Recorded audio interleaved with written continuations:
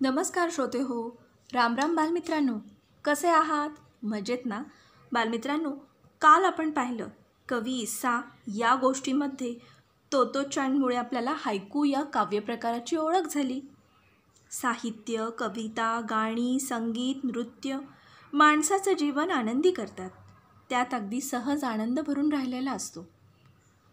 आणि गूढ या कथेमध्ये आपण पाहिलं, एखादी गोष्ट लपून माणूस करू लागला की वागण्या बोलण्यातील सहजता, खरेपणा निघून जातो.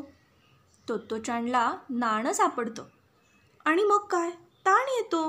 तोत्ताेचान सांगत नाही आणि मग तिकीट तपासनीसासोबत ती सहज हसू शकत नाही, आईसोबत सहज बोलू शकत नाही.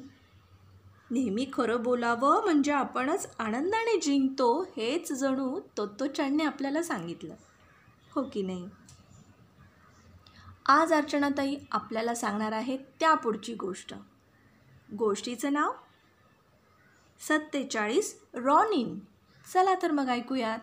47 रॉनिन. कोबायाशींची शिक्षण पद्धती एकमेव द्वितीय होती. हे जरी खरं असलं तरी त्यांच्या विचारांवर युरोपीय आणि इतर परदेशी विचारांचाही खूप प्रभाव होता. उदाहरणच द्यायचे तर त्यांच्या शाळेतील जेवणाची पद्धत, फिरायला जाण्याची कल्पना किंवा जेवताना म्हणायच्या गाण्याची रो रो रो युवर बोट या इंग्रजी गाण्यावरून घेतलेली चाल, अशी कितीतरी उदाहरणे देता येतील. मुख्याध्यापकांचा उजवा हात सर्वसाधारण शाळांमध्ये उपमुख्याध्यापकांसंच म्हणतात ते होते श्री मारुयामा. श्री मारुयामा. कितीतरी बाबींमध्ये ते मुख्याध्यापकांपेक्षा अगदी वेगळे होते. मारुयामा याचा अर्थ गोल टेकडी. त्यांच्या नावाप्रमाणेच त्यांचे डोकं अगदी गोल आणि तुळतुळीत होतं. कानांच्या जवळ मात्र थोडेसे पांढरे केस होते. ते गोल चष्मा घालायचे आणि कोबायाशींपेक्षा त्यांचे गालही छान लाल लाल होते. ते मुख्याध्यापकांपेक्षाही नुसते दिसायलाच वेगळे होते असं नाही, तर ते त्यांच्या धीर गंभीर आणि भावपूर्ण आवाजात पारंपरिक चिनी कविताही म्हणायचे.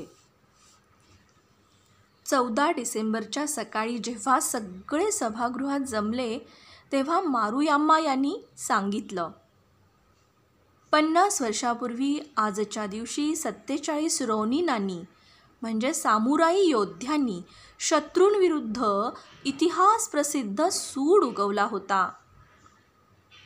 सेनगाकुजीच्या देवळात जाऊन आपण आज त्यांच्या समाधीला वंदन करूया. तुमच्या पालकांना या कार्यक्रमाची सूचना आधीच दिली आहे. सेनगाकुजीच्या देवळात जायचं. मुख्याध्यापकांनी विरोध केला नाही. त्यांच्या मनात काय होतं कोणास ठाऊक, पण ज्या अर्थी त्यांनी विरोध केला नाही त्या अर्थी त्यांची संमती असणार. निघण्यापूर्वी मारुयामांनी मुलांना ती 47 योद्ध्यांची प्रसिद्ध गोष्ट सांगितली. त्या शूर आणि स्वामिनिष्ठ सैनिकांनी त्यांच्या मृत नेत्याच्या आसोनाच्या खुनाचा बदला घेण्यासाठी जवळजवळ 2 वर्ष तयारी केली होती. त्या 47 सैनिकांबरोबरच एक व्यापारी होता, राई हाई आमानोया. त्यानंच सारी शस्त्र पुरवली होती आणि शोगुनच्या सरदारांनी जेव्हा त्याला पकडलं तेव्हा या धाडसी व्यापाराने एकही शब्द उच्चारायला साफ नकार दिला. मुलांना गोष्टीतलं काही फारसं समजलं नाही, पण एक दिवस अभ्यासाला सुट्टी आणि कोहनबुत्सूच्या देवळापेक्षाही लांब फिरायला जायचं, सहलीला गेल्यासारखं एकत्र जेवायचं, ही कल्पनाच त्यांना खुश करायला पुरेशी होती. मुख्याध्यापक आणि इतर शिक्षकांचा निरोप घेऊन सर्व 50 मुलं मारुयामांबरोबर निघाली. मुलं आपापसात नुकत्याच ऐकलेल्या गोष्टीबद्दल बोलत होती. पकडलं गेल्यावर राई हाई आमानोया कसा बोलला असेल याची कल्पना करत होती. मी राई हाई आमानोया तुम्हाला काहीही सांगणार नाही, तो म्हणाला असेल. सेनगाकुजी 7 किलोमीटर दूर होतं. पण रस्त्यात फारशी वाहनं नव्हती. डिसेंबर महिना असल्याने आकाश निरभ्र होतं आणि मी राई हाई अमानोया असे म्हणत जाताना रस्ता काही फार लांब वाटत नव्हता. सेनगाकुजीला पोहोचल्यावर मारुयामाने प्रत्येकाला एक उदबत्ती आणि काही फुलं दिली. देऊळ कोहोनबुत्सूच्या देवळापेक्षा लहान होतं, पण तिथे ओळीनं बऱ्याच समाध्या होत्या. ही जागा पवित्र आहे या विचाराने आणि 47 रोनिनांच्या स्मृतीने तोत्तोचान भारावून गेली होती, अगदी भारावून. समाधीवर उदबत्ती लावून आणि फुले वाहून तिने मारुयामांसारखाच नमस्कार केला. सगळं वातावरण विलक्षण भारावलेलं आणि निशब्द होतं. इतकी शांतता तोमोईच्या मुलांच्या सवयीची नव्हती. प्रत्येक समाधीपुढे लावलेल्या उदबत्तीमधून धुराची वलय निर्माण होत होती. त्यानंतर प्रत्येक वेळी उदबत्तीचा वास आला की मुलांना मारुयामांची आणि राई हाई अमानोया यांचीच आठवण यायची. हो, त्यानंतर प्रत्येक वेळी उदबत्तीचा वास आला की मुलांना मारुयामांची आणि राई हाई अमानोया यांची आठवण यायची. आणि शिवाय तो सुगंध त्यांना शांततेचा सुगंध वाटायचा. शांततेचा सुगंध. मुलांना 47 सैनिकांबद्दल फारशी माहिती नसेलही, पण मारुयामा ज्या भक्तिभावाने त्यांच्याबद्दल बोलत होते त्यामुळे मुलांना मारुयामाबद्दल कोबायाशी इतकाच पण वेगळ्या प्रकारचा आदर वाटायला लागला होता. तोत्तोचानला त्यांच्या स्थूल शरीराशी विसंगत असलेले जाड चष्म्यामागून बघणारे छोटे छोटे डोळे खूप आवडायचे.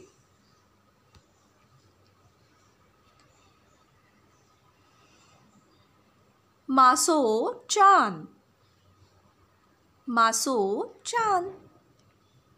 तोत्तोचानच्या स्टेशनला जाण्या येण्याच्या रस्त्यावर एक कोरियन लोकांची वस्ती होती.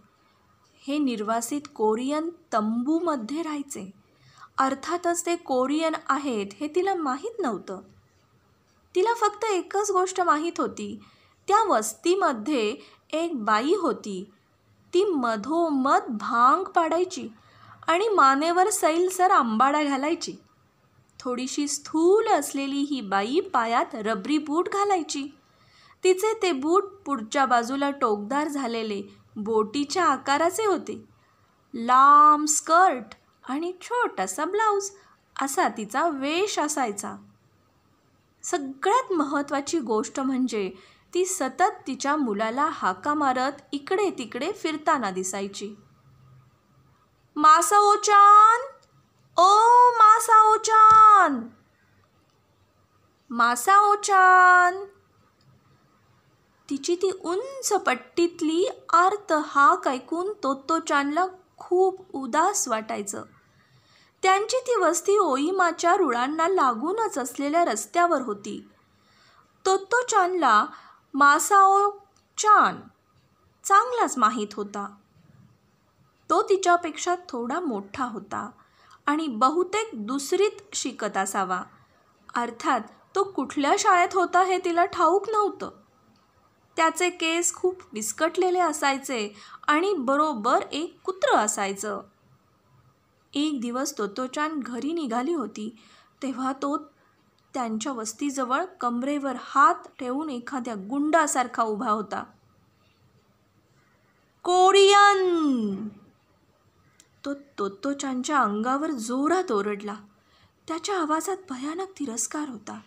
तोत्तोचान तर घाबरूनच गेली. तिने तर त्याचं काहीच वाकडं केलं नव्हतं. इतकंच काय, पण ती त्याच्याशी कधी एक अक्षरही बोलली नव्हती. त्यामुळे त्याचं ते ओरडणं ऐकून तिला धक्काच बसला. घरी गेल्यावर तिने आईला सगळं सांगितलं.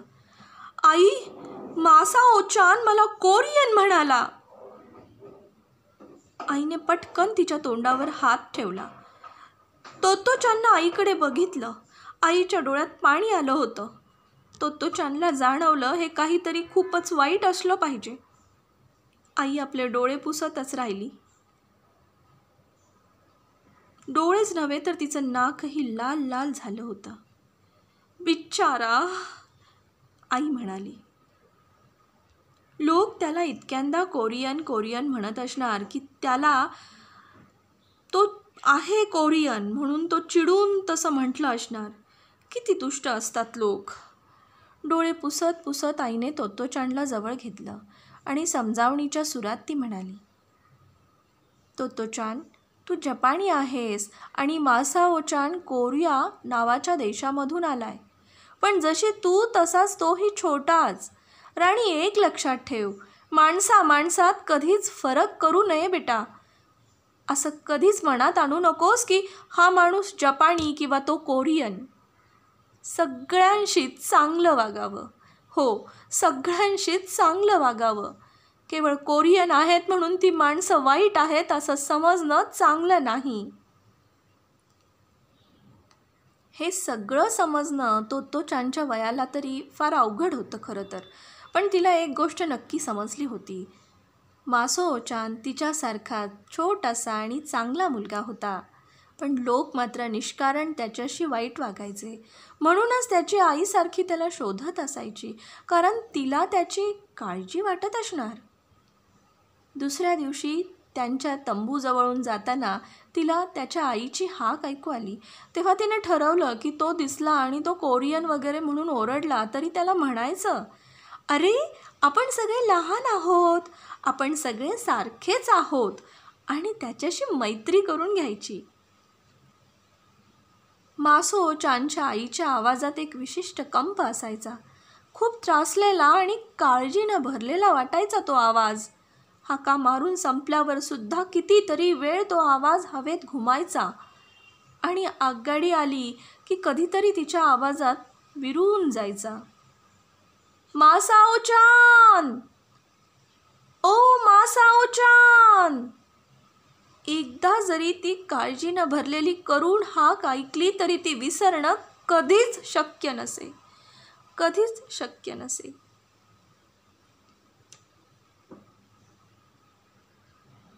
वेण्या.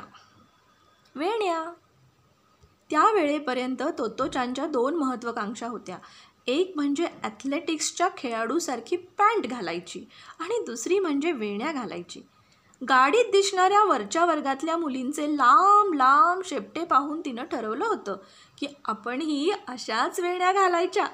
तिच्या वर्गातल्या इतर मुलींचे केस छोटे होते आणि त्या नुसताच भांग पाडायच्या. पण तोत्तोचानचे केस थोडे लांब होते. ती 2 भाग करून रिबिनी बांधत असे. आईला तसंच आवडायचं आणि तोत्तोचानलाही केस अजून थोडे लांब व्हायला हवे होते ना, कारण तिला वेण्या घालायच्या होत्या. शेवटी एक दिवस तिने हट्टाने आईकडून 2 वेण्या घालून घेतल्या. त्यांना रबर लावली आणि वर रिबिनीचं छोटंसं फूल. तिला कसं मोठं झाल्यासारखं वाटत होतं. तिने आरशात पाहिलं तेव्हा तिला जाणवलं की इतर मुलींपेक्षा तिच्या वेण्या अगदीच बारीक दिसत होत्या आणि वेणीची शेपटे वाटण्यापेक्षा शेपट्या वाटत होत्या. पण ती धावतच रॉकीकडे गेली आणि 2ही वेण्या त्याच्यासमोर तिने अभिमानाने धरल्या. रॉकीने डोळे मिचकावून तिच्याकडे बघितलं. तुला पण वेण्या घालता आल्या असत्या तर काय मज्जा आली असती ना, तोत्तोचान म्हणाली. गाडीत चढल्यावर ती प्रयत्नपूर्वक डोकं स्थिर ठेवत होती, नाहीतर वेण्या सुटल्या असत्या ना. गाडीत कोणीतरी पाहिलं आणि म्हटलं, काय छान वेण्या घातल्यात, तर किती मज्जा येईल असं तिला वाटत होतं खरं. पण कोणीच तसं म्हटलं नाही. पण शाळेत मात्र तिच्या वर्गातल्या मिओचान, साक्कोचान आणि कायकोआ ओकी म्हणाल्या, अय्या, काय मस्त शेपट्या आल्यात. तिला खूपच आनंद झाला. मुलांना मात्र काही विशेष वाटलं नव्हतं. पण डबा खाण्याच्या सुट्टीनंतर अचानक तिच्या वर्गातला ओई म्हणाला, अरे चा, तोत्तोचाननं आज केसांचं काहीतरी वेगळंच केलेलं दिसतंय. वा वा, मुलांच्याही लक्षात आलं. तोत्तोचान जास्तच खुश झाली. त्याला वेण्या म्हणतात, तोत्तोचाननं गर्वानं सांगितलं. ते ऐकून तो जवळ आला, म्हणाला, बघू बघू, अरे वा, जरा एक झोका घेऊन बघतो. आणि बघता बघता त्याने तोत्ताचानच्या वेण्यांना लोंबकळायला सुरुवात केली. वा वा, अगदी आगगाडीतले हात धरायचे पट्टे असतात तसं वाटतंय, तो म्हणाला. पण एवढ्यानंही संपलं नाही. ओई तोत्ताचानपेक्षा दुप्पट जाड होता. तिच्या वेण्यांना तो आगगाडीतले पट्टे म्हणाला याचं वाईट तिला वाटत होतंच, पण त्यानं चक्क रस्सी खेच खेळताना दोरी खेचतात तशा तिच्या वेण्या जोर लगा के हैया, जोर लगा के हैया म्हणत खेचायला सुरुवात केली. तेव्हा मात्र ती रडायला लागली. तोत्ताचानच्या दृष्टीने वेण्या म्हणजे मोठ्या मुलीचं प्रतीक होतं. हो, मोठ्या मुलीचं प्रतीक. तिला वाटलं होतं की वेण्यांमुळे सगळे तिच्याशी आदरानं बोलतील. रडत रडतच ती मुख्याध्यापकांच्या खोलीकडे गेली. तिचा आवाज ऐकून मुख्याध्यापक कोबायाशी बाहेर आले. खाली वाकून त्यांनी विचारलं, काय झालं? वेण्या नीट आहेत याची खात्री करून घेत ती म्हणाली, ओईने माझ्या वेण्या ओढल्या आणि जोर लगा के हैया असं म्हणाला. मुख्याध्यापकांनी तिच्या वेण्यांकडे बघितलं. चेहरा रडका दिसत असला तरी वेण्या मात्र हसत होत्या. ते खाली बसले, तिला जवळ बसवून घेतलं आणि दात पडलेले असूनही छानसं हसून म्हणाले, वेडे, रडतेस कशाला? तुझ्या वेण्या किती छान दिसतायत बघ तरी. तुम्हाला आवडल्या? त्यांच्याकडे बघत तोत्ताचानने विचारलं. मुख्याध्यापक म्हणाले, फारच फारच छान. तोत्ताचानचं रडणं एकदम थांबलं. ती उठली. आता ओईने काहीही केलं तरी मी रडणार नाही, तोत्ताचान म्हणाली. मुख्याध्यापक पुन्हा एकदा हसले. तोत्ताचानच्याही चेहऱ्यावर हसू फुललं. आता तिचा चेहरा आणि वेण्या सारख्याच हसऱ्या दिसत होत्या अगदी. ती वर्गात परत आली. खेळता खेळता ती जवळजवळ सगळं विसरलीच होती. तेवढ्यात ओई आला. डोकं खाजवत, मान खाली घालून म्हणाला, चुकलं माझं, मला मुख्याध्यापक रागावले. ते म्हणाले की मुलींशी चांगलं वागावं, त्यांची काळजी घ्यावी. हो, मुख्याध्यापक कोबायाशी म्हणाले की मुलींशी चांगलं वागावं, त्यांची काळजी घ्यावी. तोत्ताचानला आश्चर्य वाटलं, कारण मुलींशी चांगलं वागावं असं आजवर तिच्या ऐकिवात नव्हतं. मुलांना नेहमीच मुलीपेक्षा जास्त महत्त्व दिलं जायचं. ज्यांच्या घरात मुलं आणि मुली असायच्या तिथे जेवताना सुद्धा मुलांना आधी वाढलं जायचं. आणि मुली काही बोलल्या तर घरातली माणसं म्हणायची, लहान मुलींनी छान दिसावं, बोलू नये. लहान मुलींनी छान दिसावं, बोलू नये. आणि असं असताना मुख्याध्यापक म्हणत होते की मुलींशी चांगलं वागावं. हो, मुलींशी चांगलं वागावं. हे काहीतरी विचित्रच होतं. मग तिला वाटलं, किती छान, आपल्याशी मुलं चांगली वागणार. ओईला तर धक्काच बसला, कारण मुलींशी चांगलं आणि आदरानं वागायला कोणीच सांगितलं नव्हतं तोपर्यंत. आणि मुख्य म्हणजे मुख्याध्यापकांकडून रागावून घेण्याची ती पहिली आणि शेवटची वेळ होती. तो दिवस ओई कधीच विसरला नाही, कधीच विसरला नाही. काय बालमित्रांनो, आवडल्या का तोत्ताचानच्या गोष्टी? तोत्ताचान हे पुस्तक लिहिलं आहे तेत्सुको कुरोयानागी यांनी. याचा मराठी अनुवाद केला आहे चेतना सरदेशमुख गोसावी यांनी. आत्ताच आपण 47 रॉनिन, मासो-ओ-चान आणि वेण्या या गोष्टी या पुस्तकातून ऐकल्या. गोष्टी सांगितल्या तुमच्या अर्चनाताईने, म्हणजेच अर्चना अभिजित भांडारकर. बालमित्रांनो, आपण उद्या पुन्हा भेटणार आहोत नवीन गोष्टींसह. तोपर्यंत घरीच राहा, स्वस्त राहा, मस्त राहा. सर्वांनी काळजी घ्यायची आहे. धन्यवाद. शुभरात्री.